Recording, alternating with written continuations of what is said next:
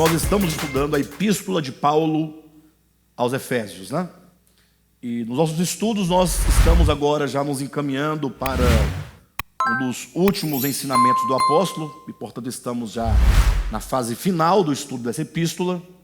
E eu convido, portanto, os irmãos a abrirem a Bíblia na Epístola de Paulo aos Efésios, no capítulo 6.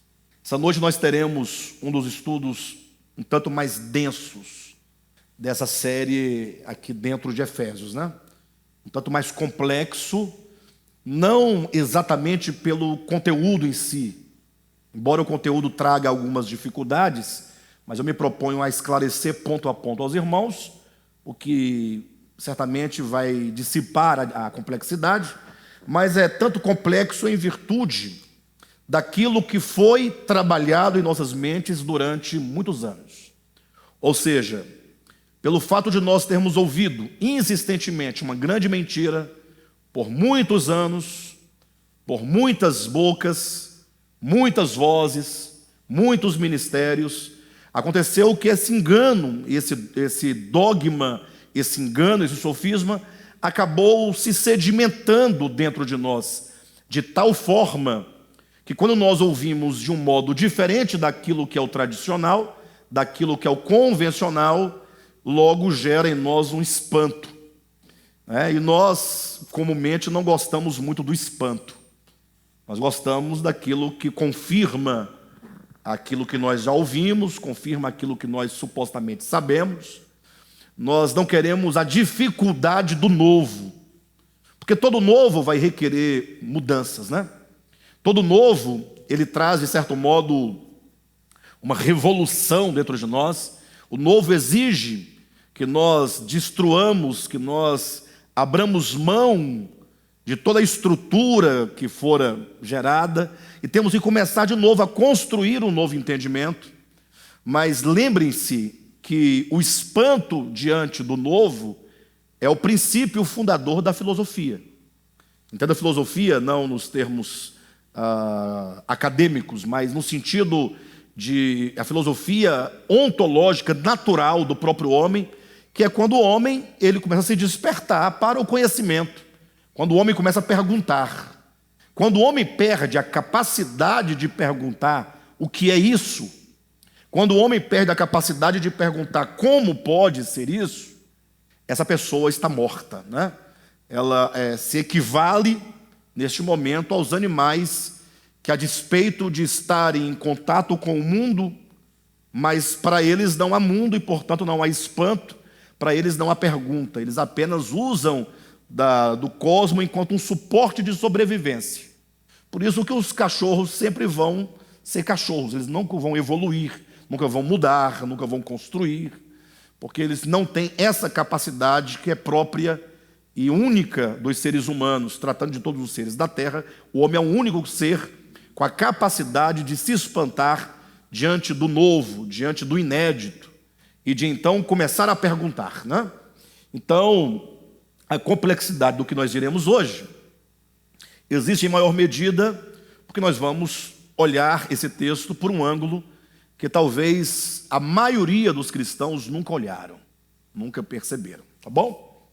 Mas vamos vencendo devagarzinho, tá bom? Eu vou elencando, eu vou ponto a ponto, nós vamos costurando todos os pontos da Escritura para os irmãos poderem compreender o sentido desse estudo. Capítulo 6 de Efésios, versículo 10 em diante. Quanto ao mais, sede fortalecidos no Senhor e na força do seu poder, revesti-vos de toda a armadura de Deus para poderdes ficar firmes contra as ciladas do diabo, porque a nossa luta não é contra carne e sangue, e sim contra principados e potestades, contra os dominadores deste mundo tenebroso, contra as forças espirituais do mal nas regiões celestiais. Vamos ler até aqui. Se a gente tiver tempo, a gente lê um pouco mais, tá bom?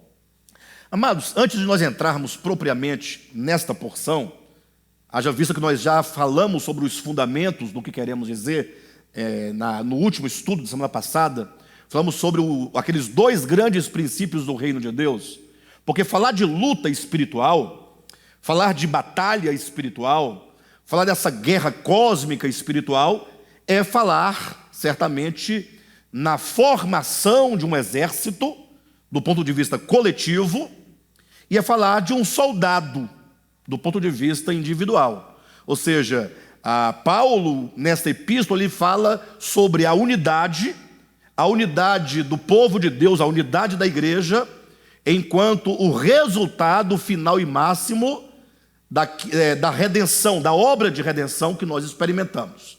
Então, o capítulo 1 ele fala do supremo propósito de Deus, aquilo que Deus tem no coração para realizar. Capítulo 2 ele fala sobre a obra de redenção, que é o meio pelo qual Deus redime o homem, trazendo-o de volta para si, com vistas agora a habilitar o homem a cumprir o seu propósito do capítulo 1. E essa obra de redenção é vista por meio da cruz, a cruz como um símbolo de aniquilação e como um símbolo de unidade. Ou seja, é na cruz onde todas as diferenças são aniquiladas. E porque as diferenças são aniquiladas pelo poder da cruz, nós então alcançamos a unidade. Porque o que nos separa uns dos outros são as diferenças. Mas entenda que as diferenças a que eu me refiro não são as diferenças de feição, não é diferença cultural, não me refiro aqui à diferença linguística, eu me refiro às diferenças que o nosso ego impõe em relação ao outro. É o nosso ego, enquanto pecado original, que está como que enraigado na nossa consciência, na nossa inteligência, na nossa razão, é esse pecado que vai estratificando a humanidade, que estratifica a sociedade, que cria uma ordem inversa à ordem do reino de Deus. A ordem inversa a que eu me refiro é que existe uma hierarquia de dominação.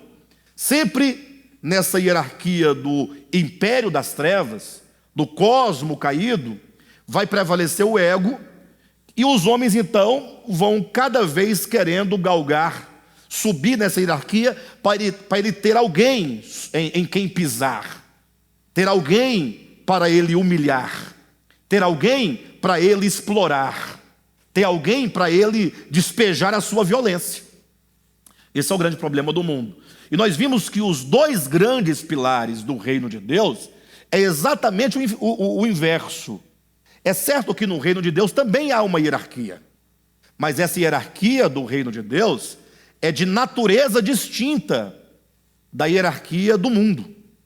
No mundo diz que os mais poderosos se assenhoram dos mais fracos. É uma verdadeira cadeia alimentar. Como diz Thomas Hobbes, o homem é o lobo do homem. É o homem que devora o homem. É o homem que usa a sua força para conquistar. Conquistar o quê? Conquistar terra, conquistar dinheiro, conquistar prestígio. E aí, está aumentando muito o volume. Conquistar prestígio, conquistar poder. E para isso ele vai usar de todos os mecanismos perversos e egoístas para alcançar o seu propósito. No reino de Deus também tem uma hierarquia, só que é uma hierarquia invertida, como que poderia ser uma pirâmide invertida, em que o maior é aquele que serve, como o próprio Jesus declara que o maior é aquele que está a serviço dos outros. Então, no caso, falando dessa hierarquia divina do reino de Deus, nós temos Cristo como exemplo, que sendo ele o Logos eterno, criador de todas as coisas, aquele que por quem tudo existe, em quem tudo existe e para quem tudo existe, ele sofre a sua kenosis, o seu esvaziamento, ele se faz homem, e então reconhecido em figura humana, participante de carne e sangue à nossa semelhança, ele agora sofre a morte, e não qualquer morte, mas morte de cruz. Ele é humilhado ao ponto de descer até o Hades. Então ele desce até no último degrau da degradação e da humilhação humana. Tudo isso por amar o homem. Então Cristo é o nosso modelo. Então os dois princípios do reino de Deus é exatamente como se pode dizer, uma autoridade sem domínio não é? É uma autoridade plena, divina, mas ela não é imposta absolutamente. Qualquer autoridade que tem que ser imposta na base da força, agora já é usurpação, porque a autoridade divina é uma autoridade sem domínio. Isso não tira de Deus o que diz a Escritura, que ele tem o domínio pelos séculos dos séculos. Cuidado, porque a expressão autoridade sem domínio, esse domínio que nós estamos dizendo, ele tem essa ideia do uso da força, né? Deus não usa a força do braço para poder trazer o homem à obediência. A única força que Deus usa, e a Bíblia está cheia desse exemplo, é a força do amor. Então, o primeiro princípio do reino de Deus é uma autoridade sem domínio, e o segundo pilar é uma obediência em amor. Não é uma obediência por medo do inferno, nem por medo do demônio, nem por medo de macumba, mas é uma obediência de alguém que compreendeu, que viu, que teve a revelação de quem é Deus, do seu direito divino de Criador, e por conhecer a Deus, conhecer os ricos atributos de Deus, que é amor, paz, alegria, longanimidade, benignidade, mansidão, então esse homem é atraído, portanto, a esse Deus misericordioso, a esse Deus clemente, e por isso esse homem se dispõe a servi-lo numa obediência em amor, né? Então, quando chegamos na questão da batalha espiritual, estamos falando de reino de Deus e de império das trevas. Essa luta cósmica, essa batalha cósmica. Então nós não vamos entender a natureza dessa batalha espiritual se nós não entendermos a natureza do reino de Deus e se nós não entendermos a natureza do império das trevas. Porque se o império das trevas luta contra o reino de Deus, é uma batalha, e o objeto dessa batalha é você, e sou eu, e é a humanidade, portanto. Lembram lá de Colossenses capítulo 1, versículo 13, que Deus, em Cristo, né, Ele nos libertou do império das trevas e nos transportou para o reino do Filho do seu amor. Isso é mais ou menos um desdobramento daquilo que Jesus fala no Evangelho de Mateus, acerca da sua obra, né? O Cristo de Deus, Ele entra no mundo para resgatar o homem que for usurpado pelo engano, pela mentira, por Satã, né? Então ele faz aquela metáfora quando ele diz que o reino de Deus é como um valente que entra na casa do usurpador, de um outro valente, e ali então, esse que entra na casa daquele valente, amarra o valente, né, para então saquear os seus bens. Então a obra de Cristo é de uma luta. Então nós devemos entender a obra de redenção, ou todo o processo de redenção, que é encarnação, nascimento humano, a humanidade de Jesus, o seu viver humano, suas experiências humanas, a sua própria batalha contra o mal enquanto homem, e a sua vitória, portanto, sobre o mal, sobre o mundo, sobre o pecado, sobre o diabo, que aconteceu na cruz do Calvário. Essa vitória é uma batalha cósmica pela posse do homem, pela posse do nosso coração, pela posse da nossa mente, pela posse da nossa consciência. O homem é o objeto dessa luta. Por isso que mesmo depois que nós nos convertemos ao Evangelho, Paulo diz que essa luta continua como sendo uma luta interior entre a carne e o espírito. Então, para falarmos da natureza do reino de Deus, da natureza do império das trevas, para falar da natureza dessa batalha, para nós entendermos o que Paulo quer dizer, que a nossa luta não é contra carne e nem sangue, atenção, mas é contra principados e potestades e dominadores e forças espirituais nas regiões celestiais em Cristo Jesus. Precisamos de começar trazendo um conceito, que os irmãos já têm esse conceito, estamos trabalhando há muito tempo, mas hoje eu quero trazer um conceito um tanto mais técnico, né?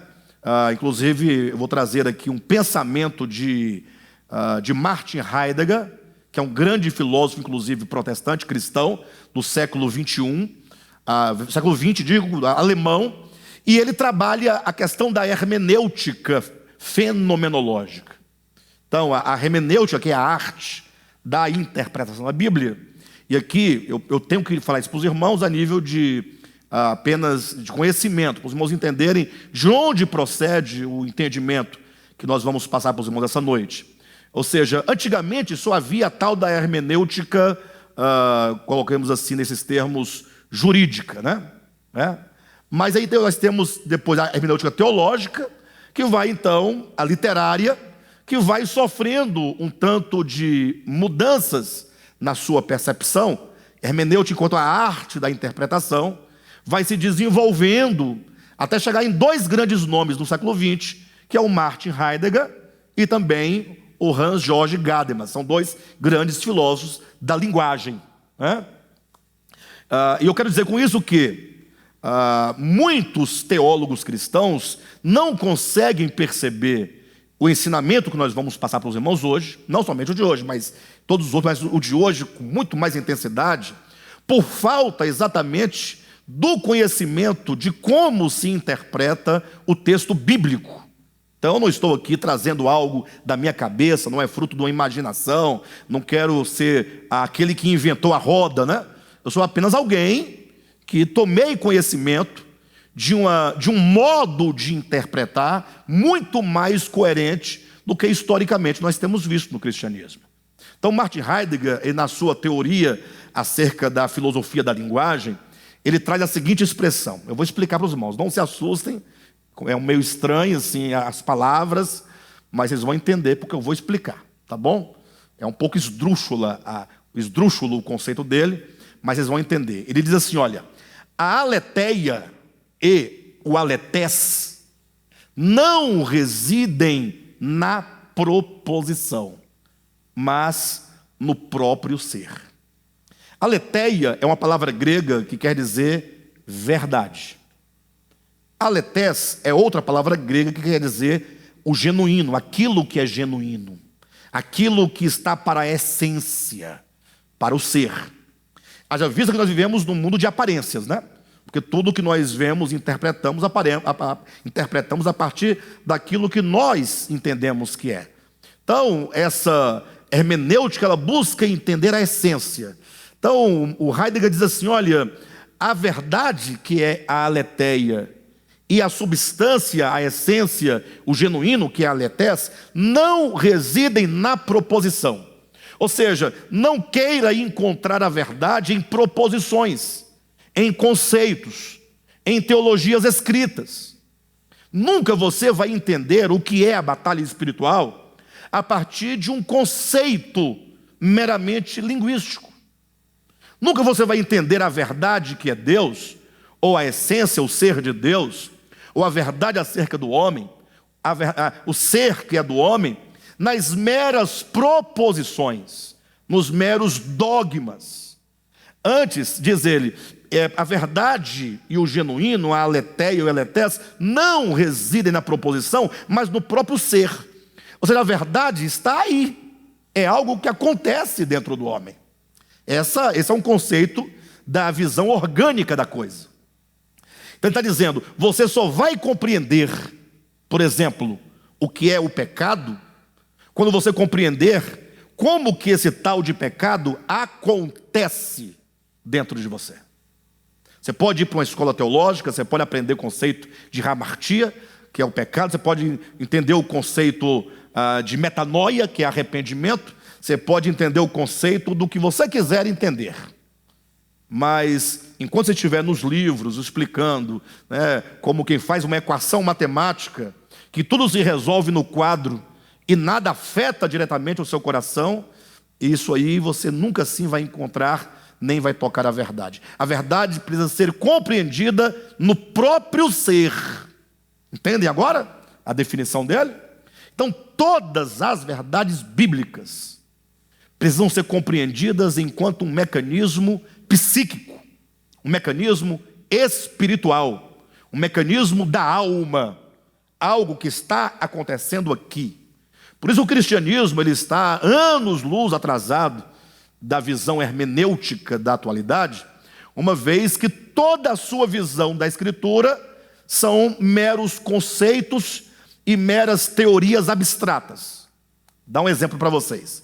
Ao falar do anticristo, eles vão fazer toda uma construção de interpretação profética a partir de Daniel, passando por Mateus, indo para 2 Tessalonicenses, passando por 1 João, né, até chegar no Apocalipse, fazendo como que um encadeamento racional para te levar à conclusão de que num dado momento da história humana, que todos estão aguardando esse dia, vai aparecer um homem. Esse homem deve vir, segundo a teologia, provavelmente da Grécia. Esse homem, então, eles passam a elencar as características psíquicas desse homem, como que ele, então, vai dominar o mundo por meio da sua inteligência, por meio da sua força e por meio da sua opressão.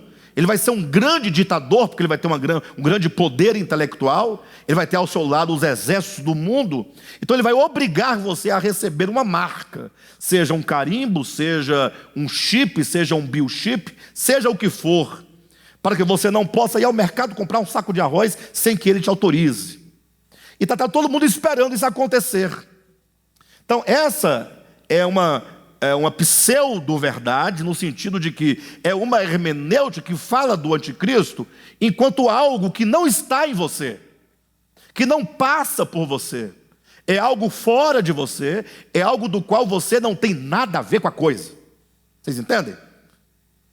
Você não tem nada a ver com nada, você não sabe. E tem mais, a maioria da humanidade, podemos colocar das humanidades, plural, porque a humanidade atual tem 8 bilhões de pessoas. Mas quantos mundos houve antes do nosso, que não existem mais? Então, imagine que todas essas humanidades, ou seja, a maioria esmagadora de todos os homens que viveram, não sabem nada acerca do anticristo, porque nunca o viram nem o verão. Então me parece que o anticristo seria algo próprio do único povo que estará na terra por ocasião da sua manifestação. Ou seja, o anticristo perde o valor cósmico da sua identidade. Ou melhor, a identidade do anticristo perde o seu valor cósmico e se torna restrita, né? A experiência do anticristo se tornaria restrita ao povo que estivesse vivo naquele curto espaço de tempo. Ou seja, é uma verdade da qual a humanidade não passa, não experimenta, não sabe, o que prova que não pode ser verdade. A verdade é sempre substancial a todos os homens, em todos os tempos e em todos os lugares. Esse é o conceito de organicidade das Escrituras ou de leitura orgânica. Todo texto bíblico deve encontrar o sentido concreto na experiência humana e não no dogma. A partir daí, tudo muda na sua vida, porque você passa agora a ver a verdade acontecendo, seja do ponto de vista negativo, o pecado acontecendo, o ego acontecendo, o diabo acontecendo, o império das trevas acontecendo, ou seja, positivamente falando, a realidade acerca da salvação acontecendo, o Espírito de Deus acontecendo, a trindade divina do ponto de vista orgânico acontecendo enquanto relacionamentos na base dos 2 grandes pilares do reino de Deus, que é a autoridade sem domínio e obediência em amor, tudo acontecendo. Agora, tudo faz muito sentido, porque até então nada fazia sentido, porque tudo era estético, tudo era dogmático, tudo era doutrina. E é por isso que os homens trocam de posição de uma hora para outra. Hoje é reformado, amanhã vira pentecostal, depois vira adventista, depois já é testemunha de Jeová, até que vira um agnóstico. Um agnóstico, ou um suposto ateu. Por quê? Porque chegou no final da sua investigação, ele não viu sentido, nada faz sentido. Então nós partimos dessa perspectiva orgânica, usando uma hermenêutica ontológica, uma interpretação em que o nosso ser, quando estudado na Bíblia, ele é revelado em cada página das Escrituras. Imagine você lendo a Bíblia e se vendo em cada acontecimento em cada personagem, em cada circunstância. Tudo muda, né? Então, partindo desse princípio, nós vamos então entender um pouco sobre a batalha espiritual de que Paulo fala aqui em Efésios, no capítulo 6, né? Então, veja bem, entendendo que nós estamos falando, quando se fala de batalha espiritual, se fala de uma batalha cósmica entre o império das trevas e o reino de Deus. Nunca entenda você, não pense você, que você tem uma batalha exclusiva. Ah, porque a minha batalha contra o diabo é eu e ele aqui em casa. Nós dois aqui, e lá vai, e embora vocês não tenham batalha nenhuma, ou tenham uma diferente da minha, não, a batalha ela é cósmica. Você é o objeto dessa batalha. Você é como que qualquer outra pessoa, no meio de uma grande arena, em que duas forças querem te conquistar. Então, partindo do pressuposto, entenda, que essa guerra, essa batalha só pode ser compreendida organicamente, essa batalha só pode acontecer dentro de você. E aí eu faço aqui o meu desafio, porque como muitos teólogos se levantam para tentar contrariar tal ensinamento, é simples.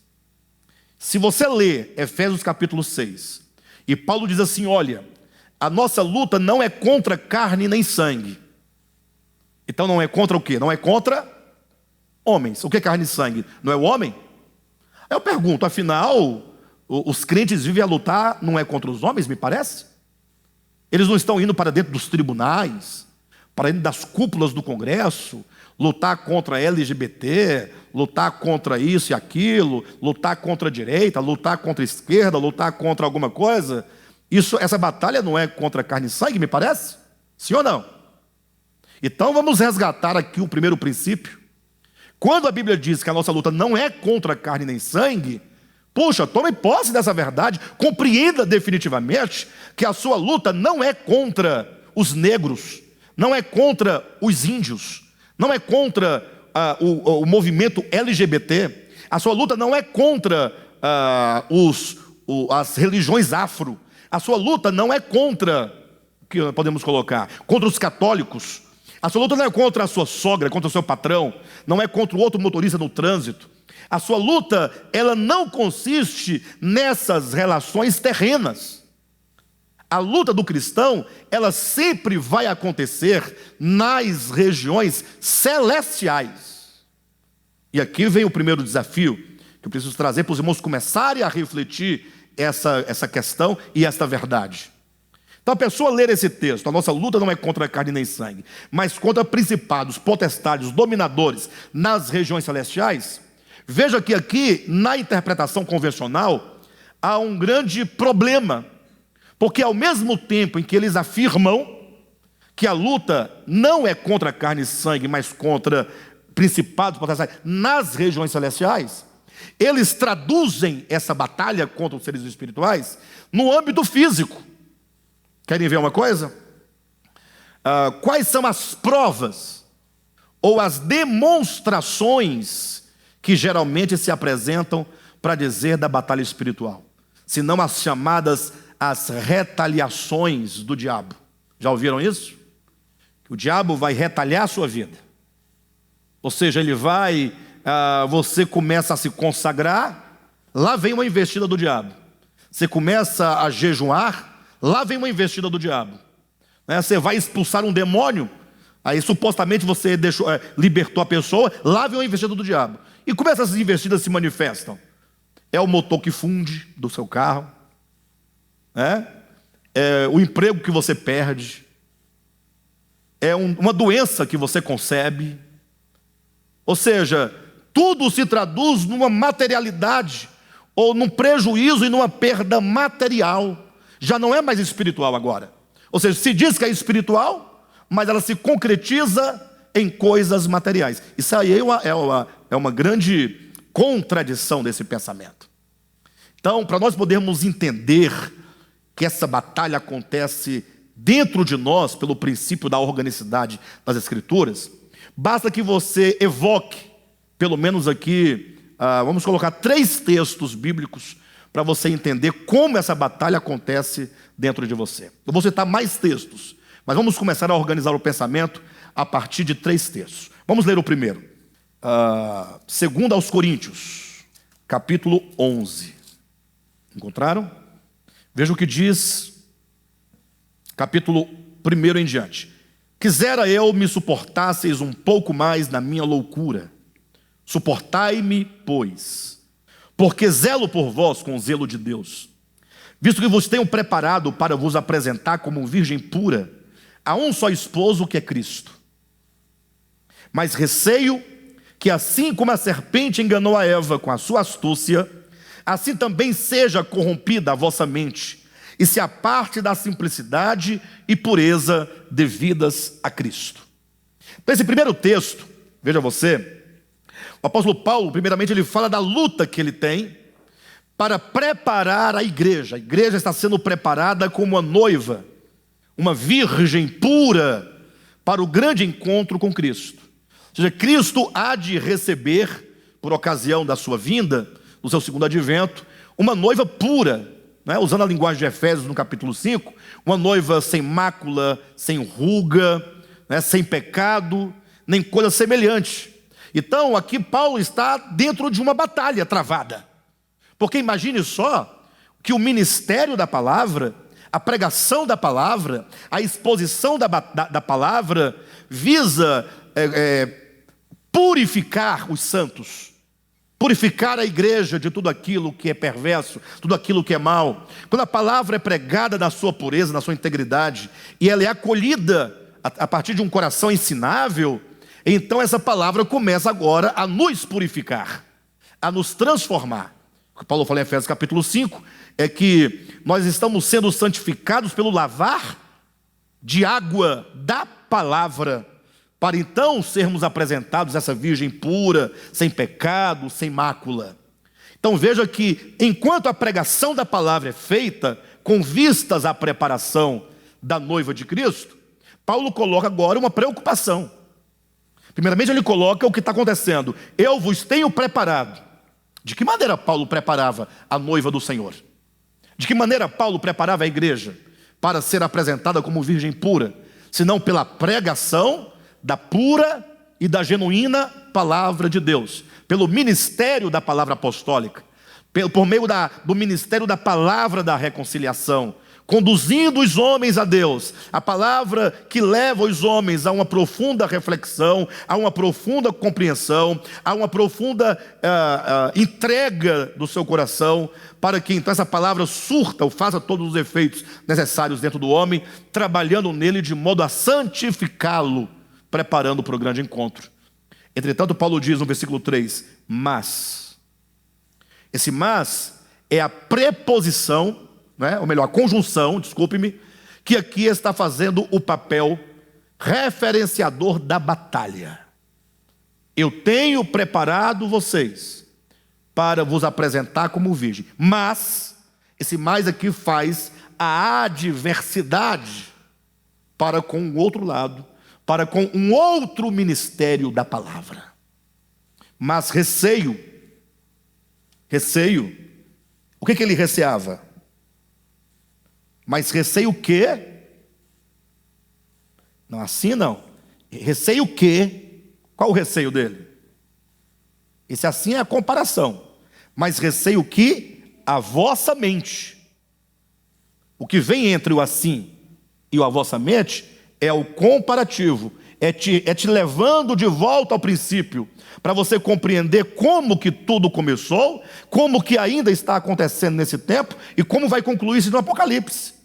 Ou seja, para que, vírgula, assim como a serpente enganou a Eva com a sua astúcia, assim também, do mesmo modo, seja corrompida a vossa mente.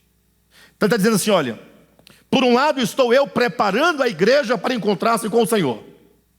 Por outro lado, existe também um outro ministério trabalhando para corromper as vossas mentes. Vocês entendem o que está dizendo aqui?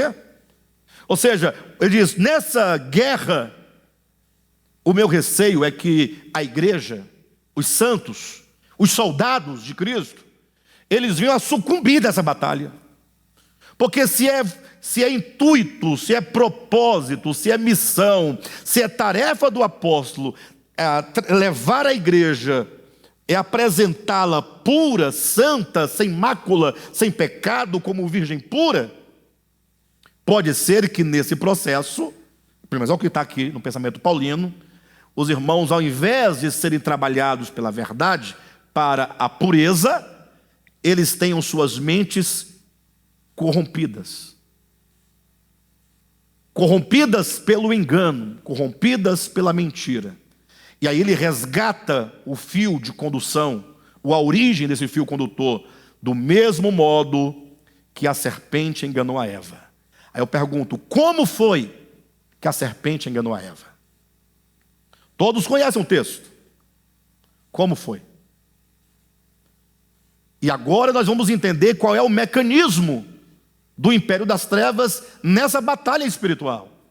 Só que a serpente lá no Éden puxou uma faca, uma adaga, né?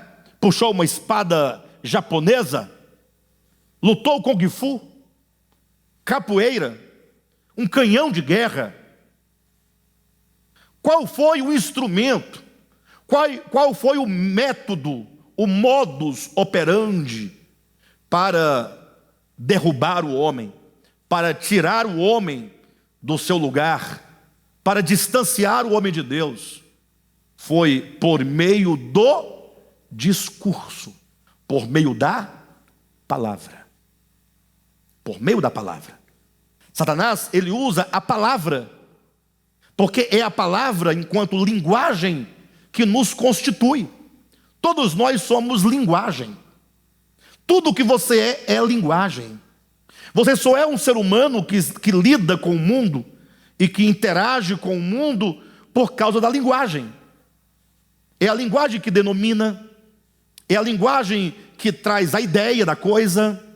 Quando você usa a linguagem, se eu quero falar para vocês acerca de algo, se eu quero que vocês sejam convencidos de algo, como é que eu posso fazê-lo se eu não usar a linguagem? Pensem comigo, eu quero falar para vocês acerca do celular, mostrar a importância desse aparelho, como ele é útil, toda a sua tecnologia, como ele chegou até nós, como você pode utilizar para o bem ou para o mal. Como é que eu posso fazer isso se eu não usar a linguagem? Se eu ficar aqui, como é que eu posso acessar vocês? Acessar a mente de vocês por meio da linguagem. E assim começou a história do homem lá no Éden, Gênesis capítulo 3. E disse, olha o texto bíblico, e disse a serpente à mulher. Aí ele fala. Então logo a serpente fala, é dito no versículo seguinte, disse a mulher à serpente. Começa um diálogo. Depois que a mulher disse, o que é dito no versículo seguinte? E disse, ou respondeu a serpente à mulher. É a palavra, é a linguagem, é o discurso. É aqui que a batalha começa. A batalha não começa quando você se converte. A batalha começa no Éden. Ah, pastor, mas aqueles que estão no mundo, que nunca se converteram, não estão na batalha espiritual. Ora, como não? Eles são os cativos da batalha espiritual. Eles estão algemados no império das trevas. Eles são os prisioneiros, eles são os cativos dessa batalha. O que é dito lá em 2 Coríntios capítulo 4, versículo 4? Que o Deus desse século, o Deus desse século usa um estilete para poder cortar o pneu do seu carro. É isso que diz lá?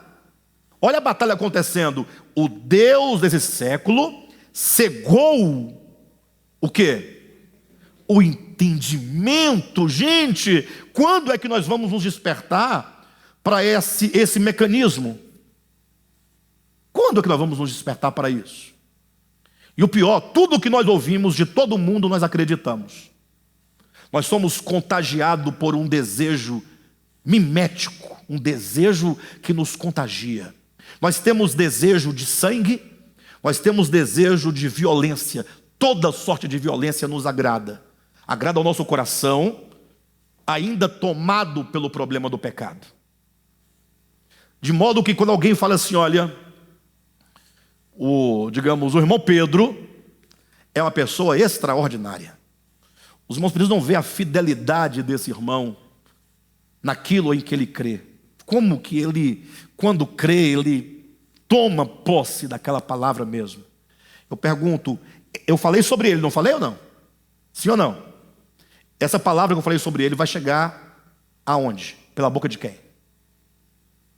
Quem vai sair daqui na ânsia de falar, gente, o irmão Pedro, que maravilha de irmão. Quem vai ligar para o outro amanhã e dizer, você acredita que o pastor falou sobre o caráter do irmão Pedro, de um homem honrado, de um homem de lisura, impecável, de uma fidelidade? Alguém vai pegar o telefone e vai fazer isso amanhã? Ninguém. Na verdade, depois de 1 minuto do meu elogio, isso desaparece totalmente da mente de todo mundo. Agora veja o contrário. Eu vou usar o João por exemplo, tá? Os dois irmãos. Mas o João sabe que é só um exemplo, né, João?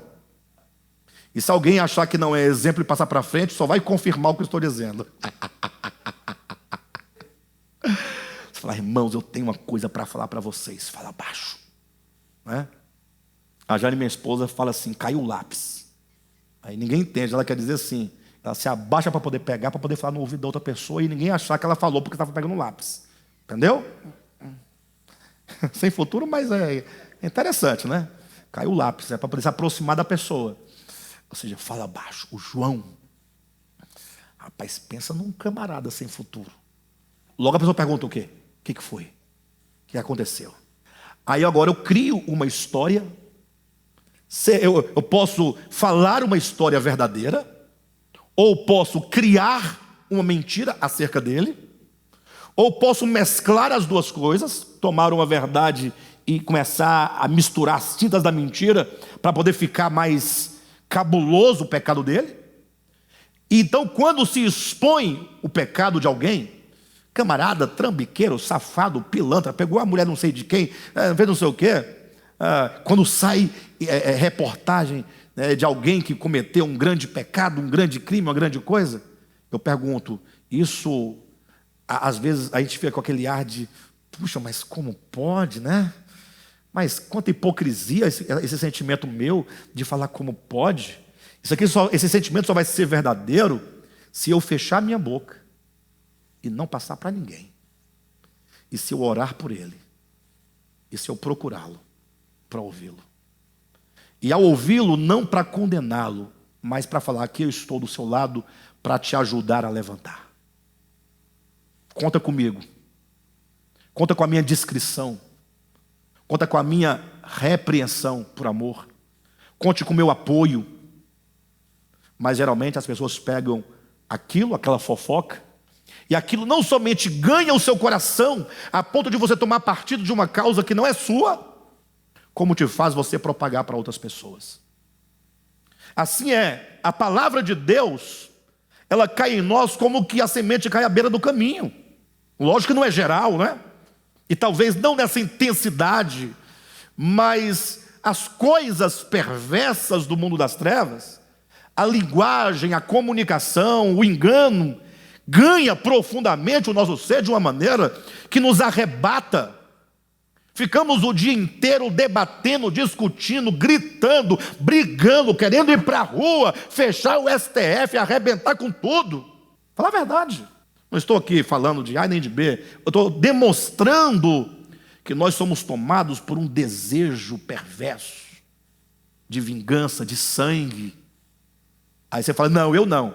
O que prova que essa nossa natureza gosta disso é o fato de nós não darmos crédito à verdade, não levarmos adiante os elogios, não fazermos prosperar as coisas puras e boas.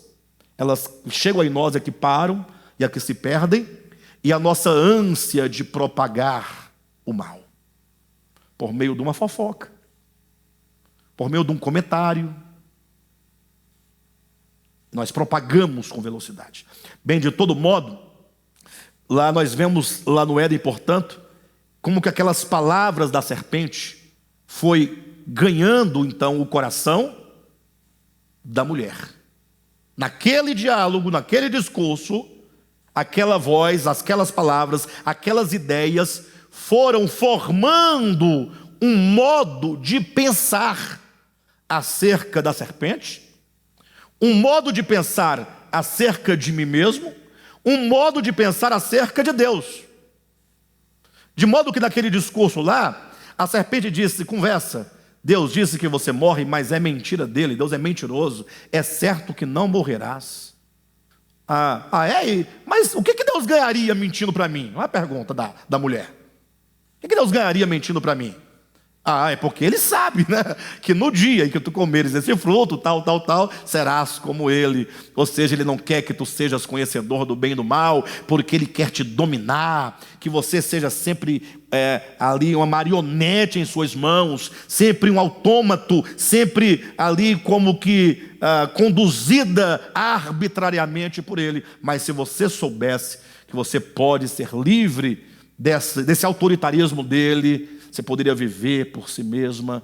Aí agora a mulher começa a ganhar um conceito de si, de viver independente de Deus. A serpente surge naquele cenário como a salvadora da pátria, sim ou não? E Deus sai como bandido da história, sim ou não? Então olha o mecanismo, é assim que as coisas acontecem. A batalha começou lá na linguagem, por meio do discurso, e foi ganhando o ser, e foi gerando uma percepção, um modo de pensar, um modo de interpretar, que conduz o homem cada vez mais para longe de Deus. Um modo de pensar que separa cada vez mais o homem de Deus, que gera uma inimizade no coração de Deus. Então Paulo está dizendo, assim como a serpente enganou a Eva com a sua astúcia, sejam corrompidas as vossas mentes, e se aparte o vosso coração da simplicidade devidas a Cristo. Então, onde acontece essa batalha? Dentro do homem. Qual é o instrumento? A palavra, a linguagem, o discurso, as ideias. Alguém fala assim, pastor, mas imagine, alguém pode falar, né? Eu mesmo não me recordo desse processo, não. Quando é que essa voz chega a mim? Porque lá a serpente fala à mulher, né? E a mulher vai sendo enredada naquele discurso. Mas no meu caso, como é que isso acontece? Entenda, nunca você será abordado pelo diabo na rua. Saiba disso. Pastor, eu conheço alguém que foi abordado, que viu o diabo, falou com ele. Você tem que rever os seus conceitos. Primeiro que você acredita em tudo. Tudo. Eu já fiz várias experiências. Eu peguei vários testemunhos de pessoas que disseram que foram no céu, conversaram com Jesus, e testemunho de pessoas que disseram que foram ao inferno e conversaram com o capeta e viram muitas coisas, de pessoas que falaram que conversaram com o diabo. E eu fui extraindo o que você ouviu, o que você viu, o que você conversou. Esse questionamento, ele deve ser feito para você saber se está em consonância com o ensinamento da Bíblia. Por exemplo, uma pessoa diz que chegando no céu, viu o arcanjo Miguel, Gabriel, Rafael, os serubins, os querubins, os surubins, viu todo mundo lá, né? E aí, de um dado momento, de tanto ver coisa bonita, chegou a ver a árvore da vida. Eu falei assim, você viu a árvore da vida? Vi a árvore da vida. Eu falei, e como é que ela é? Ele falou assim, olha, não é uma árvore muito alta, é mais ou menos da altura de uma pessoa. Eu falei, interessante. E como é que é? Ela tem 12 frutos. Aí, está lá no Apocalipse, né? Aí eu falei, tá, estou entendendo. Mas e aí, o que aconteceu? E aí, quando eu fui pegando no fruto para comer, que eu ia comendo, Jesus falou para mim que eu não podia comer, porque eu deveria descer ainda, que eu tinha uma grande missão a fazer aqui na terra. Interessante que lá no céu, a árvore da vida é uma árvore, literal. E Jesus, que é a árvore da vida, impedia a mulher de comer de uma árvore da vida. Ou seja, no céu tem Jesus e tem a árvore da vida. Isso prova que essa pessoa ela está falando uma inverdade, ainda que ela não esteja mentindo, porque existem os problemas psíquicos que levam as pessoas a pensarem que foram mesmo. Vocês não sabem o poder da mente de uma pessoa. Só quando coloca uma coisa na cabeça, uma ideia fixa, e começa a jejuar muito, vai dando aquela fome, começa a ver aquelas estrelinhas brilhando.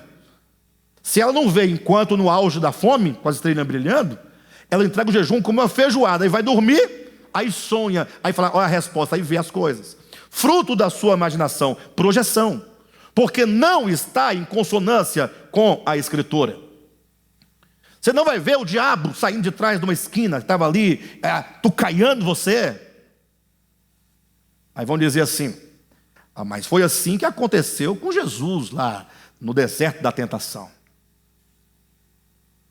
Aí eu pergunto, foi assim que aconteceu com Jesus? Eu pergunto para você, foi assim? Você fala, foi, está escrito que o diabo apareceu e falou. Bem, eu não tenho tempo de aprofundar muito nessas questões, mas se você pegar todos os textos que trazem afirmações como aconteceu, falou, disse, fez, você não vai dar conta, porque a Bíblia traz muitas dessas informações nessa linguagem que nós chamamos de uma linguagem antropomórfica, que precisam de ser compreendidas no âmbito do espírito, das realidades espirituais. Mas se você acha que aconteceu do modo como está escrito, eu fico imaginando você imaginando a cena. O diabo chegando para Jesus, e Jesus olhando para o diabo, os dois cara a cara, e o diabo dizendo assim, olha, se tu és o Filho de Deus, transforma essas pedras em pão. Jesus responde e tal, não deu certo. O diabo olha para o lado, pensa, coça a cabeça, aí ele tem uma ideia. Agora, olha a cena, você imaginando. O diabo pegando Jesus pela cintura, ou, até para usar uma linguagem bíblica, pelos cabelos. O diabo pegando Jesus pelos cabelos, e agora batendo aquelas asas dele, e subindo com Jesus para o pináculo do templo. E colocando Jesus em pé, no pináculo do templo. Você já imaginou isso, irmãos? Você acha que aconteceu desse modo? Se você acha, é verdade que você acha isso? Todo mundo lá embaixo do templo olhando, olha lá quem está lá no alto do templo. As pessoas não podiam ver. Olha, mas se está acontecendo, se é literal, se é fato, por que não viam? Tem que ver. Todo mundo tem que ver, porque uma pessoa no pináculo do templo tem que ser vista por todas as pessoas. Porque se você quiser colocar aqui qualquer efeito para esconder Jesus, já não é mais literal, porque o texto também não diz isso. Jesus se equilibrando, ele e o diabo. Ele pula daqui abaixo. Agora imagine só a terceira cena, para você que acha que é deste modo. O diabo pegando Jesus e levando para um alto monte. A Bíblia não diz qual o monte, mas eu dou a você o direito de escolher o monte que você quiser. Qual é o monte que você quer? Escolha o monte mais alto do mundo. Eu não sei qual é o monte mais alto do mundo. Mas se não for, pode ser o outro que seja. Dizem que é o Everest. Eu não tenho a pesquisa, mas os irmãos mais sábios... Pronto, está ali, é o Everest. Então Jesus foi para cima do monte Everest. Eu acho que não, porque ele deve ter ido para cima do monte Sião, Moriá, Horebe, ali pertinho. Onde é que é o Everest? Na Ásia. Então não é tão longe de lá, né? Tem umas 3 horas de viagem, anjo voando, não é tão longe assim. Agora, mas imagine Jesus no topo do Everest. Ok, e aí? Aí o diabo fala assim, olha daqui, porque ele leva para o alto do monte, que é a região mais alta, de onde ele pode ver o quê? Todos os reinos da terra. Aí ele viu a China, ele viu o Japão, ele viu a Rússia, ele viu o Brasil, Candangolândia, Taguatinga, Samambaia. Eu pergunto, de cima de um monte, já que a sua leitura é literal, e Jesus estava na sua humanidade, portanto você tem que tomá-la literalmente, de cima de qual monte se vê todos os reinos da terra? Você percebe que a sua interpretação tropeça numa série de coisas que você nunca parou para pensar que poderia existir tal complexidade? Mas voltemos para o ponto. Quando Paulo diz que ele receia que a igreja seja enganada, né? Eu dizia, não pense e não espere que o diabo vai aparecer para você e vai dizer para você, olha, você tem que deixar esse negócio de Jesus de lado, negócio de Bíblia, de igreja, bobagem, bora tomar uma pinguinha ali no bar, tomar uma cervejinha, fumar uma maconhinha, ficar zen, pau e tal, dançar um forrozinho, cantar um Zé Ramalho. Não pense isso, porque isso nunca aconteceu com você. E se você quiser compreender como Jesus foi tentado, porque fica difícil, eu não sei como ele foi tentado, eu não estava lá, eu tenho um registro bíblico, ou melhor, o relato bíblico, que eu preciso de dar sentido conforme o sentido real, lógico, porque qualquer sentido que eu der, eu vou ser questionado sobre aquele sentido. E então, quando questionado, você vai ter que dar as respostas cabíveis ao sentido que você quer firmar. E como saber então, pastor, a real mesmo de como Jesus foi tentado? Basta ler capítulo 2 de Hebreus e o capítulo 4 de Hebreus, em que o escritor diz assim, que Jesus foi tentado à nossa semelhança. Ele diz, Jesus, participante de carne e sangue, como nós, foi tentado em todas as coisas, como nós, semelhante a nós, do modo que você é tentado, como você é tentado, você já foi tentado, como você é tentado? E para que ninguém fique na dúvida, Tiago vai explicar na sua epístola que ninguém é tentado pela cobiça de outro. Ninguém. Mas cada um é tentado pela sua própria cobiça. Quando esta o atrai, esta o atrai. Aí eu sei qual é o argumento que vem de lá para cá. Tá bom, então Jesus não tinha cobiça. Ele era puro, santo.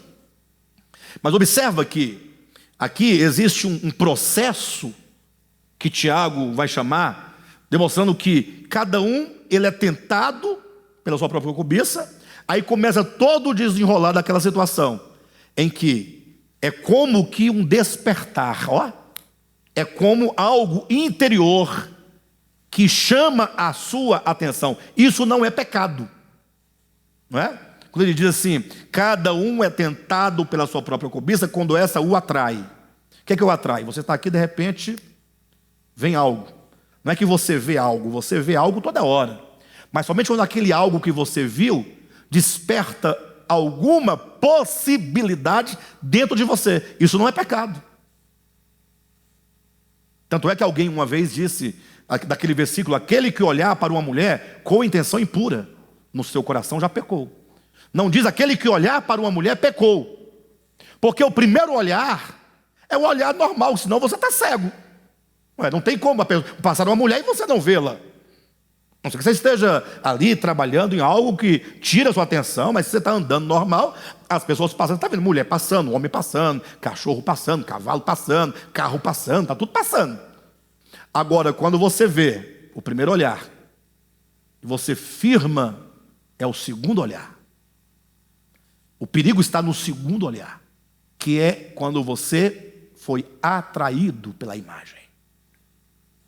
E até então também não é pecado, porque para que haja esse pecado da impureza no coração, tem que haver o desdobramento, como diz Tiago, ela o atrai, que é o despertar. Opa, tem algo aqui. Aí fala, e o seduz. Seduz é quando você agora está vidrado, você não consegue tirar da sua mente aquele objeto, aquela coisa, aquela possibilidade. Você está tomado, está seduzido. Entendeu?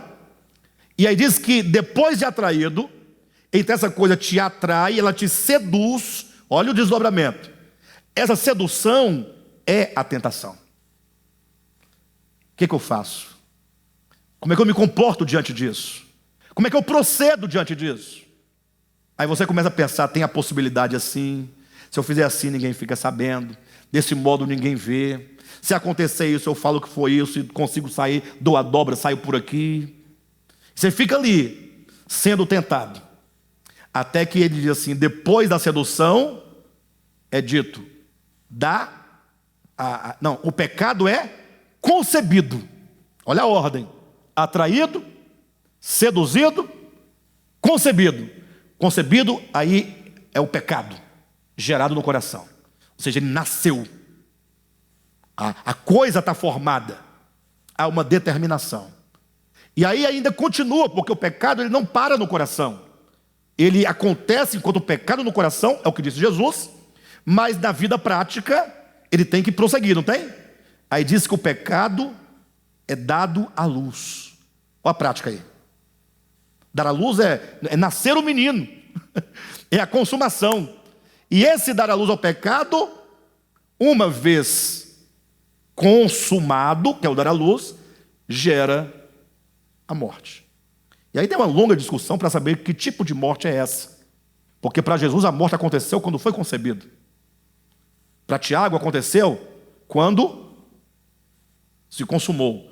E como a Bíblia fala de morte, pecado para a morte, que não é o pecado contra o Espírito Santo, que também não é o pecado do dia a dia, então você tem que pensar que tipo de morte é essa de que está falando. Nós não temos como entrar aqui nesses méritos. Mas o fato é que nós precisamos compreender como acontece essa questão da tentação. A Bíblia diz que Jesus foi tentado. Agora eu vou perguntar para vocês aqui uma coisa. Alguém aqui já foi tentado vou colocar uma coisa bem simples, tá? Alguém já foi tentado a ir a Marte? Como é que se dá a tentação?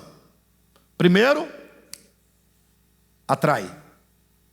Alguma vez você já foi atraído? Opa, Marte, ó. Posso ir a Marte. Alguém já foi? Por que você nunca foi tentado para ir a Marte? Agora deixa eu perguntar para você. Alguém aqui já foi tentado a ir a uma viagem tanto extraordinária para fora do país, ou dentro do país, e você, mesmo sem as condições normais, com muita dificuldade, com outras prioridades, você ficou tentado a fazer a viagem? Sim ou não? Olha a diferença. Você, quando tentado a fazer uma viagem, e lógico que essa tentação aqui não é pecado, mas é só, quer dizer que num dado momento você é atraído por algo. Você fala, puxa, poderia ser legal, olha. Ir lá aonde que eu poderia ir? Na Europa? Na Europa lá. Na França, né? Poxa, eu poderia ir à França, né? Legal. Aí você fica, eu tenho vontade de ir à França. Você começa a falar para alguém, fala para a esposa, para um amigo, né? Nos seus amigos. Surgiu uma oportunidade, ouviu uma promoção, você foi atraído.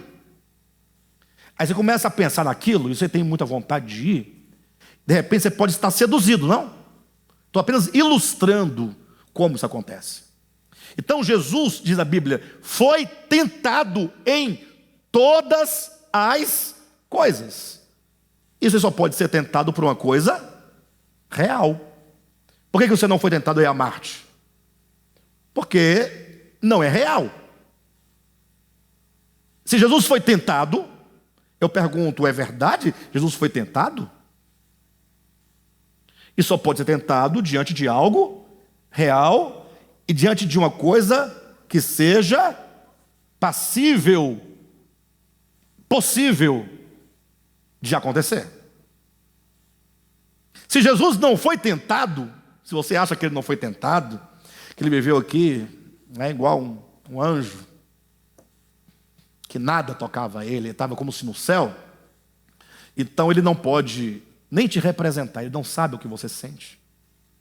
Essa é a questão de Hebreus, que ele se fez homem, para que, como um sumo sacerdote homem, ele possa se compadecer de nossas fraquezas, porque ele de tudo isso participou. Lógico, sem pecado. Sem pecado, porque ele venceu todas as tentações. Por isso que Isaías capítulo 7, versículos 14 e 15, diz que quando aquele menino, Jesus, nascido da virgem, chegasse à idade de discernir entre o bem e o mal, ele teria a decisão de aborrecer o mal e de acolher o bem. E essa decisão era uma decisão em cada momento, em cada passo da vida humana de Jesus de Nazaré sobre essa terra. Ele foi vencendo todas as coisas. Por fim, morreu na cruz, totalmente puro, sem pecado, sem mácula e sem ruga, mas sem mácula, sem ruga e sem pecado, porque venceu, não porque era impossível que ele pecasse, porque se fosse impossível que ele pecasse, e sendo impossível que ele pecasse e fosse tentado, e sendo tentado fosse impossível ser tentado, porque ele não podia ser tentado, porque não era real, não era possível, então a Bíblia é uma mentira. Você não pode confiar nesse Jesus que mente para você de uma obra que ele diz que fez, que na verdade ele não fez. Então, nós estamos dizendo que o diabo não chegará para você para travar uma luta espiritual com você. E eu dizia no início, me furtei de falar o desafio, se a Bíblia diz que a nossa luta é contra principados, potestades, dominadores nas regiões celestiais, eu pergunto, quantos anos você tem de crente? 5, 10, 20, 30, 40, 50 anos de crente? Você nunca teve uma batalha espiritual? Você nunca enfrentou principados e potestades? Eu acho que não. Porque pelo que eu sei, pelo que eu saiba, pelo que me parece, pelo menos, você nunca esteve lá em cima. Ou esteve? Não, pastor, é pela fé, é pela fé. Como assim pela fé? O que você chama de fé? A fé para você é você fingir que é? Fé é fingimento? A fé é a substância, é a concretude, é a materialização, é a substantificação. Fé é o tornar concreto, tornar real, tornar experienciável, tocável, tangível. É o conceito lá de Hebreus, capítulo 11, versículo 1. Mas eu pergunto, você já esteve sobre uma nuvem nos céus? Lutando contra principados e potestades de arma de fogo, de espada e tal? Porque é assim que você leu lá em Ezequiel. Foi assim que você leu lá em Daniel. Foi assim que você leu no Apocalipse, não foi? Mas antes de você pensar no Apocalipse, porque você fica tentando, será que é assim ou não é assim? Deve ser assim, está escrito, então deve ser assim. Mas aquela batalha do Apocalipse já acontece, queridos. É essa batalha aqui. Ela começou no Éden. Para ser mais preciso, a batalha começou nos céus, com Lúcifer, em relação ao próprio Deus. É uma batalha que se estende, que continua, que envolve os homens, que está acontecendo agora. E principados e potestades agora estão no campo de batalha, nas regiões celestiais, tentando impedir que você assimile, entenda e aceite esse entendimento. Principados e potestades agora, nesse momento, estão tentando te seduzir para que você fique com o velho dogma dos conceitos abstratos da teologia convencional.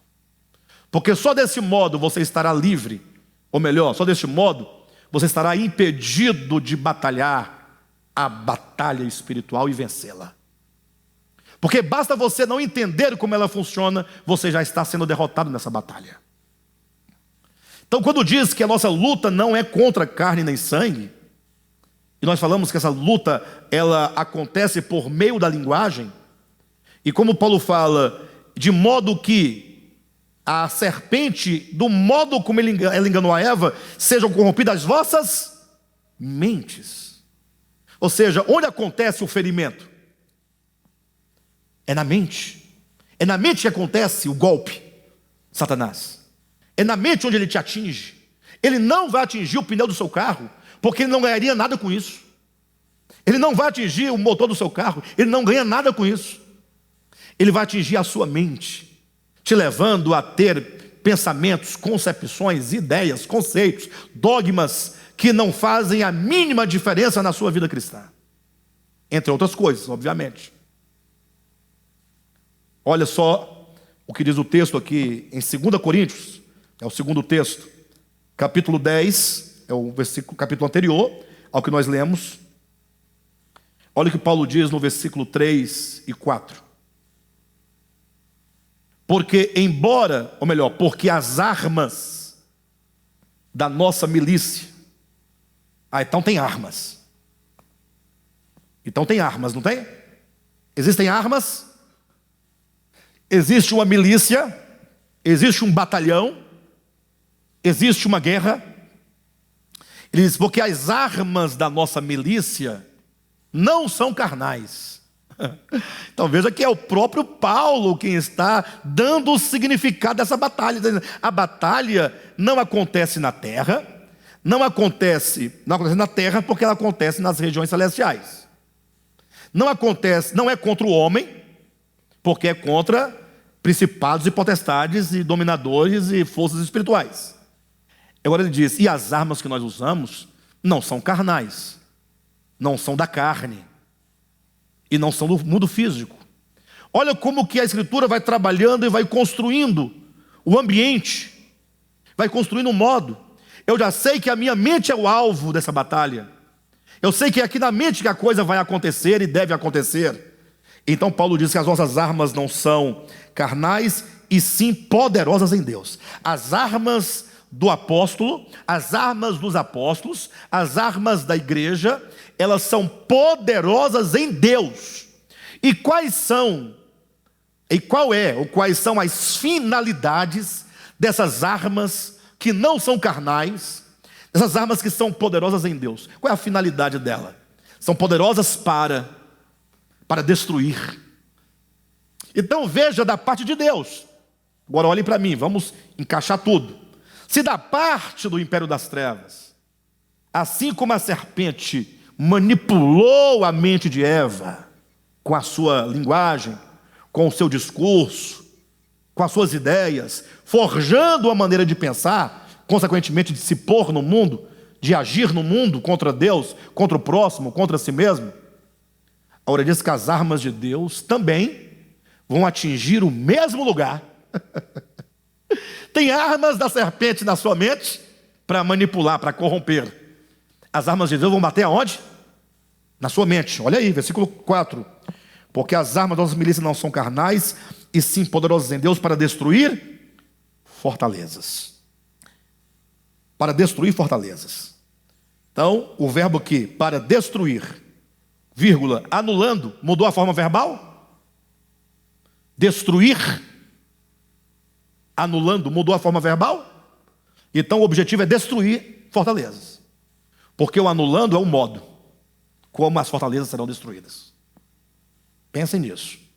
Para destruir fortalezas. Em outras palavras, essa voz da serpente, esse discurso da serpente, essa mensagem da serpente, esse ministério da palavra da serpente, está trabalhando desde sempre tantas ideias, tantos modos de pensar, tantos modos de interpretar, está constituindo toda uma fortaleza, uma estrutura de pensamento chamada fortaleza.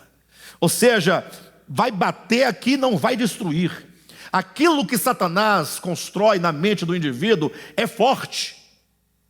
Como diz o texto que nós falávamos agora há pouco, o Deus desse século cega o entendimento do indivíduo para que não lhes resplandeça a luz do Evangelho. Sabe o que significa resplandecer a luz do Evangelho? Para que você não compreenda o Evangelho, para que você não perceba o Evangelho, e enquanto essa luz não clarear o seu entendimento, você estará em treva, estará sob uma ação do Deus desse século, cegando para você não compreender, para você não perceber. E isso de tal modo acontece que vira uma fortaleza. Aí vem alguém e prega, vem o outro e fala, a coisa acontece, e tudo pode ser dito, mas você está lá: nasci católico, vou morrer católico, vou morrer católico. Nasci assembleiano, vou morrer assembleiano. Nasci espírita, vou morrer espírita. Nasci devapiano, vou morrer devapiano. Você vai tomando essas categorias humanas e você acha que agora você sabe toda a verdade. Será que a verdade que você sabe não é a cegueira do príncipe deste mundo, que você chama de verdade? Será não uma estrutura na sua mente chamada de fortaleza? Você está tão seguro assim? Se você está tão seguro, por que você não se expõe à luz? Por que você só fala dentro dos seus templos e não se expõe à verdade? Já observaram que onde há mentira, aquele que mente ou participa da mentira sempre se esconde? Quando você quer mentir, você chega publicamente: pessoal, todo mundo aqui, ó, contar uma mentira para vocês aqui. É assim? Ou quando você quer contar uma mentira, mas você não quer dizer que é mentira, mas quer que a mentira passe por mentira acerca de uma pessoa, você fala para todo mundo na frente da pessoa? Ou por detrás? Por que você está se escondendo? Por que se esconder? Por que não abrir os olhos, abrir os braços e conversar com todos? Para dialogar, para ouvir, para ler, buscar o entendimento. Por que essa ideia fixa de que você, pobre mortal, sabe toda a verdade?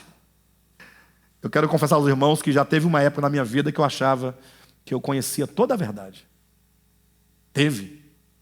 E não foi só uma vez. Talvez eu tive aí uns 2 a 3 momentos da minha experiência em que eu me considerava o detentor e o conhecedor da verdade. Eu conheço toda a verdade. Aí a primeira prova de quando eu conheci toda a verdade é que a primeira vez que eu assim pensei, eu mudei. Tive que abandonar a verdade que eu conhecia. Fui convencido pela verdade, que a verdade que eu julgava ser verdade não era verdade. Aí falei, agora tem toda a verdade.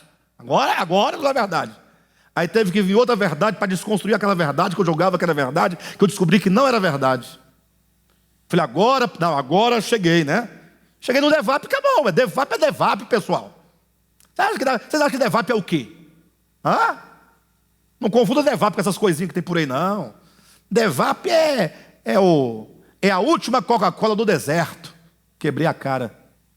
Dentro do Devap. Eu falei, está errado. Aí alguém fala assim, pastor, você é volúvel. Quem vai acreditar em você que muda de ideia conforme o seu próprio testemunho 1, 2, 3 vezes? E eu digo para essa pessoa como resposta, eu sou volúvel? Você não é fossilizado? Será que a minha mudança não é os meus olhos que vão se abrindo pouco a pouco para aquilo que eu não sabia? E se agora eu sei, eu tenho que ceder à verdade, porque a verdade é mais poderosa de que tudo, é maior do que eu, e eu sou servo da verdade e não do meu dogma? E você que está com 60 anos de crente e acha que o que você aprendeu há 60 anos, lá no Gama, lá no Gaminha, e você acha que aquela verdade do Gaminha, lá do Inferninho, daquela igrejinha do Inferninho, você acha que aquela é verdade? É até hoje aquele mesmo conceito? Isso aqui se chama de verdade? A sua verdade é muito fraca. Essa verdade sua, que é menor do que você, porque você é tão mais poderoso do que ela, que você agora abarca toda ela, e ela não pode nem se mover de tão fossilizada que ela está aos teus olhos. Isso não é a verdade. Vocês entendem a questão? O quanto que nós precisamos, o Deus desse século cega o entendimento para a luz não resplandecer. Enquanto não resplandece, você está em trevas. E então essas trevas devem ser percebidas como uma influência da mentira sobre a sua mente, porque assim se ler império das trevas, a palavra império lá, no grego, né, significa influência. A palavra grega se traduz por influência. A influência das trevas gera uma fortaleza. Pensa numa grande montanha, numa fortaleza, num penhasco duro que nada quebra. Mas lembre-se que a palavra de Deus, segundo Jeremias, é martelo que despedaça a penha, a pedra. Então Satanás cria uma fortaleza na mente do indivíduo. Isso é batalha espiritual. Quando a sua mente está sendo moldada, travada, segura pela cegueira, pelas trevas, pela mentira, pelo engano, pelos dogmas, pela religião, pela política, pelas ideologias. E você é igual aqueles bonecos de Olinda, né? Ou aquele João Bobo. Conhece o João Bobo? João Teimoso, né? Sendo golpeado, e você vai e volta, e aí leva pancada de um lado para o outro, vai para um lado, vai para o outro, e você servindo de massa de manobra das forças espirituais das trevas e dos homens trevosos. Então, se a serpente procura te enganar, como está aqui em 2 Coríntios capítulo 11, versículo 3, procura gerar uma fortaleza na sua alma, no seu entendimento, a batalha que Deus agora, porque a batalha não é Deus e o diabo se cutucando, né? Porque depois que fizeram os filmes, se bem que os filmes, né, esses filmes de super-heróis que nós temos aí, salvo engano, são dois grandes mundos da Marvel e esses dois aí. Aí criaram essa guerra entre o bem e o mal, o antagonista, né, e o protagonista, essa ideia, né, do He-Man contra o esqueleto, do Batman contra o Coringa. Não tem essas ideias? Isso aí é desde Aristóteles, desde sempre, né? Mas Aristóteles é que funda esse mundo dual, essa dualidade, em que as coisas se separam e ficam nessa luta, e os crentes vão ali na carona, né? Ali de Aristóteles, porque a teologia cristã, ou do cristianismo, é aristotélica. Então eles estão pensando em Deus e o diabo no dia que os dois vão se enfrentar cara a cara, para ver quem vai dar o murro mais forte para derrubar o outro. Que grande tolice é essa? Deus vai ficar lutando contra o diabo, cerrado os punhos? Gente, olha como nós fomos enganados, estamos sendo enganados, o engano ainda querendo continuar aí dentro, porque você está resistindo. Mas não, a batalha do bem e do mal, essa guerra cósmica, chamada batalha espiritual, na qual nós estamos, ambas estão bombardeando o mesmo lugar, o mesmo objeto, isto é, a sua mente. Sua mente é o alvo. Para construir modos de pensar, modos de entender, segundo a verdade ou a mentira, a luz ou as trevas, para que você sirva verdadeiramente a Deus ou ao demônio. Olha, continuando no versículo 4. Porque as armas da nossa milícia não são carnais, e sim poderosas em Deus, para destruir fortalezas. Como? Anulando nós sofismas. Os sofismas, quando a palavra de Deus vem a nós, ela vem para destruir sofismas. O que é o sofisma? Sofisma é o engano, é a mentira. Mas sempre uma mentira que vem com matizes da verdade, com cores da verdade. Conforme o contexto, diz que Satanás se transveste de anjo de luz. Então o diabo não vai chegar de legue vermelha, capa preta, chifre tridente e olhos de fogo para você. Fique tranquilo. Até inclusive essa própria projeção que a igreja romana fez do diabo na Idade Média, já é um modo de você andar de mãos dadas com o diabo, achando que está com Deus, porque ele nunca vai aparecer do modo como ele foi pintado, porque ele foi pintado daquele jeito para você nunca encontrá-lo. Como você nunca vê-lo daquele jeito, toda vez que você vê um terno, uma gravata, um cabelo passado no gel, você, oh glória a Deus, e começa a falar em línguas e mistério, estender as mãos para receber as bênçãos. Anulando nós sofismas. A palavra de Deus, as armas de Deus dessa batalha é para anular esses sofismas, esses enganos, essas mentiras que nos vieram na aparência de verdade, na forma de verdade.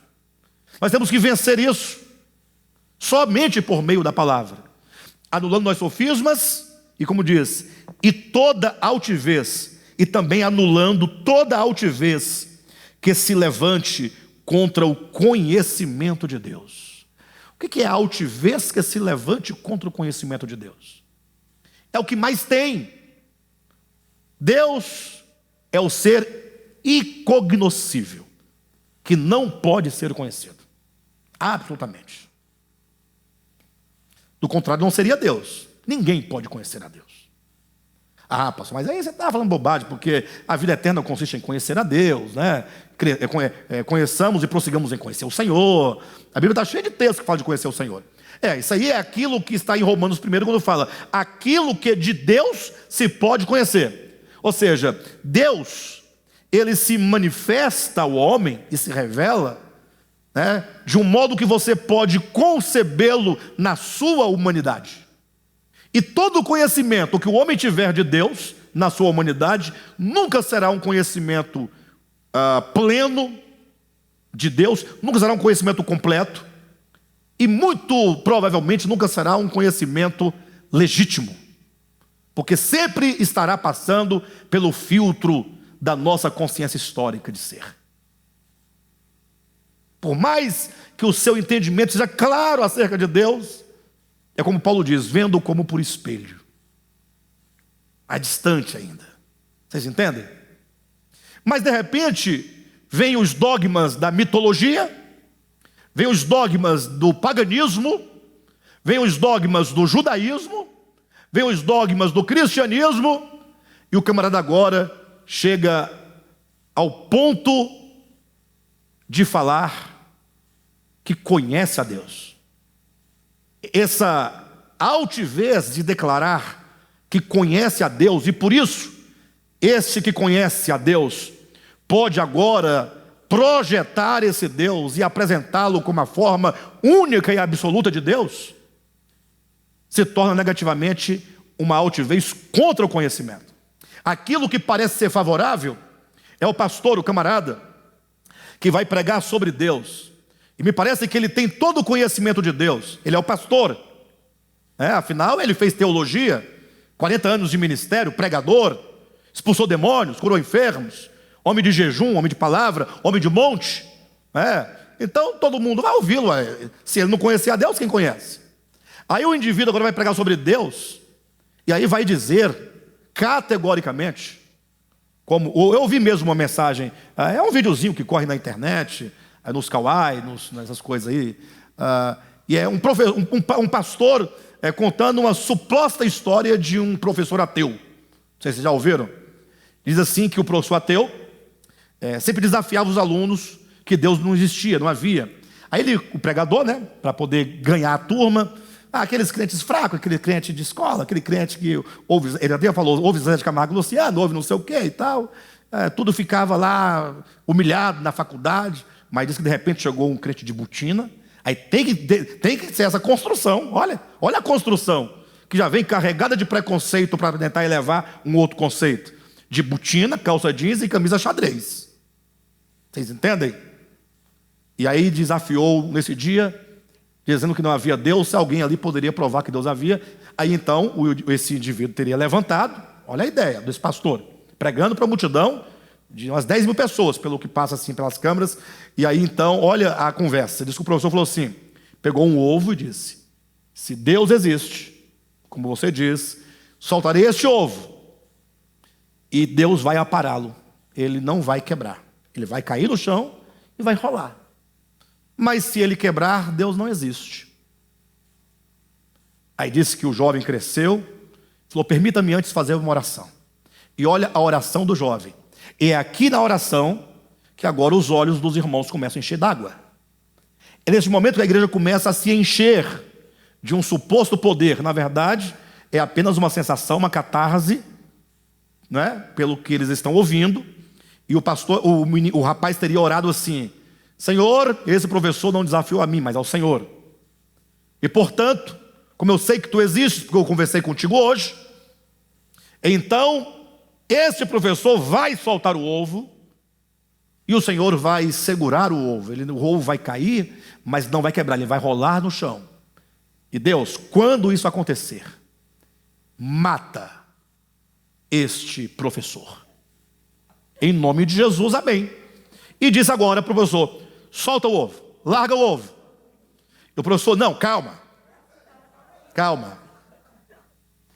Aí, calma como? Você não falou que Deus não existia? O ovo vai cair e vai quebrar, porque Deus não existe, dizia o jovem. Professor, mas nós não combinamos de matar. Falei, mas ele não vai te matar, porque ele não existe. E agora a igreja começa a glorificar.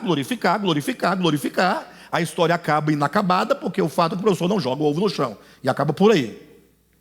Com medo de Deus matá-lo. Ou seja, a única coisa boa dessa história é a ideia de que não existe verdadeiro ateísmo neste caso. Porque nesse caso, a fé que o ateu tinha na inexistência de Deus foi abalada. É a única coisa boa que se tira. Agora, a ideia de Deus matar o professor? Não!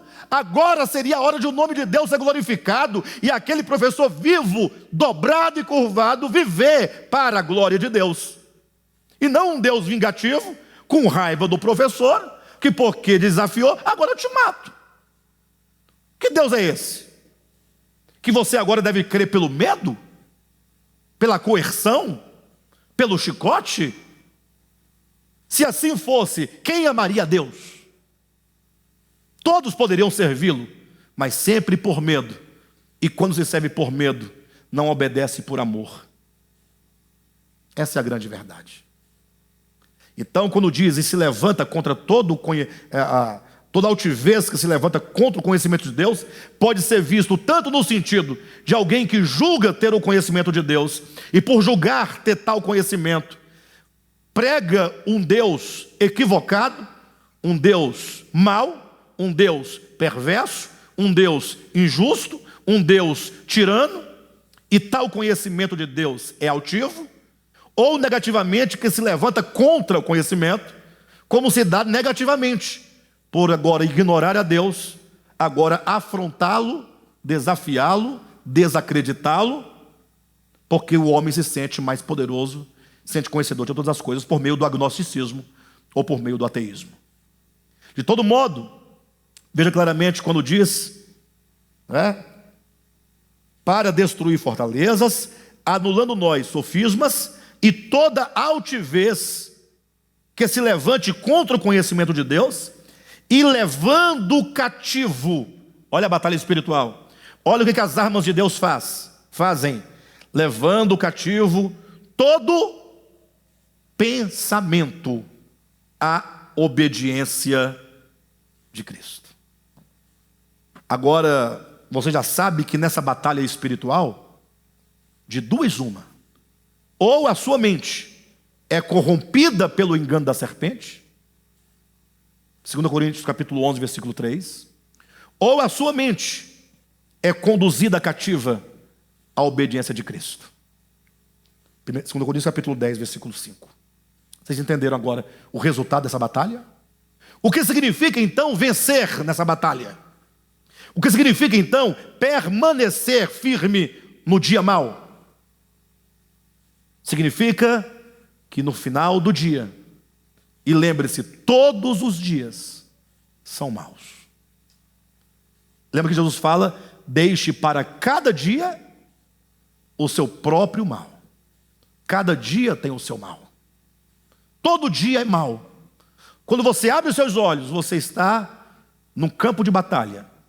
Duas vozes, a luz e as trevas, a verdade e o engano, estarão com as suas armas para ganhar a sua mente. Essa mente, que não é o seu cérebro, entenda claramente. Inclusive, o próprio Yuval, fugiu minha memória o nome dele, o Yuval, alguém lembra o nome dele? Que escreveu Homo Deus, o Yuval Harari, né? O Yuval Harari, ele é um grande ateu, se é que você pode falar, né? Grande ateu, porque ele é um ateu de profundos estudos antropológicos, científicos. Então, ele tem um ateísmo que procura se fundamentar no conhecimento humano. Ele não é um bobão que está aí falando bobagem. Ele é alguém que vai até o fim na defesa do seu ateísmo, procurando provar. É um grande estudioso. Mas no Homo Deus, o próprio Harari, na defesa da inexistência de Deus e na inexistência da alma humana, chega um momento das suas argumentações que ele fala, mas tem um aspecto da alma humana que nenhum estudo humano é capaz de decifrar. Porque ele diz, nos seus estudos, que a alma humana é o cérebro humano. Ou, se existe a alma humana, não é metafísica, é o cérebro. Vocês entendem? Assim como um carro tem um motor, e um outro carro da mesma série tem o mesmo motor, e o outro mesmo motor, o homem tem um cérebro, todo mundo tem um cérebro. Ele procura dizer, demonstrar que a alegria, a tristeza, o rancor, a raiva, ele vai falando dos sentimentos humanos todos, como que sendo o resultado, né, da ligação, da comunicação dos neurônios, por meio dos hormônios que se comunicam, e aí todo esse sistema elétrico do cérebro faz o homem ser o que ele é, viver do modo como ele vive. Tentando mostrar que o homem é uma máquina, né? Que tanto é que o problema do homem, todos os problemas, segundo Harari, é um problema de ordem técnica. Essa é a ideia dele. Mas quando chega na questão da imaginação criativa, o que faz, por exemplo, um Dostoiévski, o que faz, por exemplo, um Leonardo da Vinci, o que faz, por exemplo, e assim vai, né? O que faz você, o que faz eu, essa criatividade, essa genialidade, que é ímpar, né? Que não é comunicada a ninguém, a todos, mas que uns têm, outros não têm, outros em maior medida, outros em menor medida, uns que nunca terão, outros que poderão desenvolver. Nesse ponto ele fala que isso foge, portanto, da ideia de que o cérebro é um só para todos. E sendo o cérebro, pelos estudos, é um só para todos, porque todos têm a mesma quantidade de neurônios, não há nenhuma diferença no cérebro. Essa diferença deve estar em algum lugar metafísico, que o ateísmo e os estudos ateísticos não dão conta. Então, veja que o próprio Harari deixou uma brecha aí, né? Para falar a questão da alma humana. Então, essa nossa alma, quando ela vai sendo construída por meio das vozes, né? Chega um momento, então, que essa construção, ela não acontece no ambiente material e físico do cérebro. Por isso que eu invoquei o testemunho do Harari. Mas acontece numa região metafísica dentro do homem. Então, existe uma região metafísica dentro de você. Olha, o crente que declara que tem uma alma, nem precisa de Harari. Esquece o Harari. Se você diz, pelo testemunho da Escritura, que você tem uma alma, então você tem algo metafísico em você. Você sabia disso? Ou não? A alma é física ou metafísica? A alma é física? Você pode pegar assim? Se não é física, é o quê? Metafísico, além do físico. E a sua alma está dentro de você? Então, esse mundo, há um mundo metafísico em você. Se você crê que você tem espírito humano, então você está declarando que dentro de você existe uma região chamada, uma região metafísica. Agora olhe para mim, estou encerrando, tá? É porque eu tenho que concluir essas partes, que depois, para eu retomar tudo para chegar aqui, não acaba nunca, né? Então imagine só, pense comigo. Quando Salomão, lá no livro dos Reis, Antigo Testamento, construiu aquela casinha, né? Lembra aquela casinha que ele fez para Deus? Chama o Templo de Salomão. Uma casinha velha. Tijolo, ferro, madeira, ouro, essas coisas velhas. Aí ele foi oferecer para Deus o templo. E naquele momento ele teve um lampejo de revelação. Um lampejo. Ele não teve a revelação. Foi só e foi rápido. Na sua oração ele disse: Senhor, o Senhor que enche todas as coisas, o Senhor que enche toda a terra, que enche o céu, que enche os céus e os céus dos céus, poderia habitar nessa casa? Então, ele tem ou não tem um lampejo da grandeza de Deus? Ou melhor, da infinitude de Deus? Então veja que ele diz que Deus não pode caber, ele não cabe dentro da terra, nem do céu, nem dos céus, nem do céu dos céus. Isso vai ser repetido depois por Paulo, lá em Atos capítulo 17, também por Isaías capítulo 66. A verdade suprema que Deus é o Deus incabível. Entenderam? Ele não pode caber, ele não cabe, ele é infinito. E qualquer dimensão será sempre finita. Partindo disso, olha só o que Jesus diz na oração do Pai Nosso. Pai nosso que estais nos céus. Deus está nos céus? Sim ou não? Não, ele está, Pai Nosso está nos céus. Agora eu pergunto, ele está lá? E ele está aqui também? Ora, se ele está lá e também está aqui, qual o sentido de eu estando aqui falar que ele está lá? Pai nosso que estás lá, sendo que ele também está aqui. Faz sentido? Você já parou? Gente, é porque a gente não pensa. Pai nosso que estás nos céus. Aí você pensa que os céus é um lugar lá. Mas você diz, você crê, você confessa.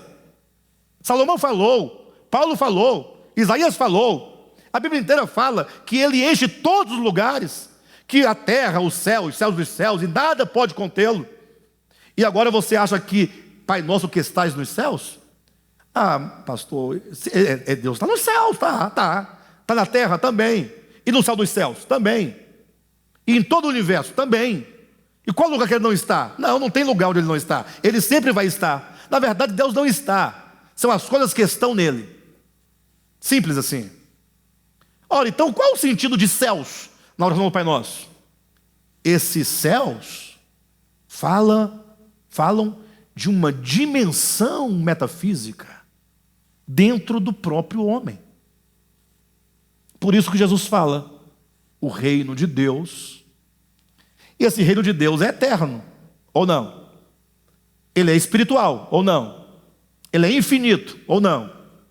E ele está dentro de onde? Dentro de vós. Então há uma dimensão chamada céus dentro de nós. E é nessa dimensão metafísica chamada céus, ou regiões celestiais, em que a guerra está acontecendo.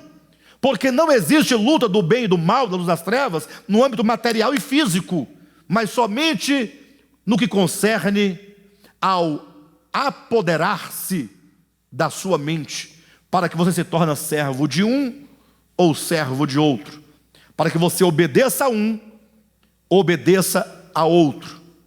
Então, principados e potestades e dominadores são todas designações das forças que operam mediante discursos, que operam e trabalham e te fuzilam diariamente com dardos inflamáveis de informações, para que você seja ganho, cegado pelo Deus desse século, feito prisioneiro, se construa uma fortaleza e você se torne cativo, servo do mal, das trevas, do engano. Ou, prevalecendo a luz resplandece, vem a palavra, essa palavra não permite que sejamos enganados, ela destrói fortalezas, anula sofismas, anula a altivez, conduz o pensamento cativo à obediência de Cristo, e você então permanece firme no dia mau, e depois de teres vencido tudo, permanecereis inabaláveis. Olha onde a batalha acontece. Um tema muito difícil de falar, mas que foi dito numa única mensagem. E eu creio que essa mensagem tem que ser ouvida 1, 2, 3, 4, 10 vezes, para começarmos a compreender o seu sentido maior. Tá bom?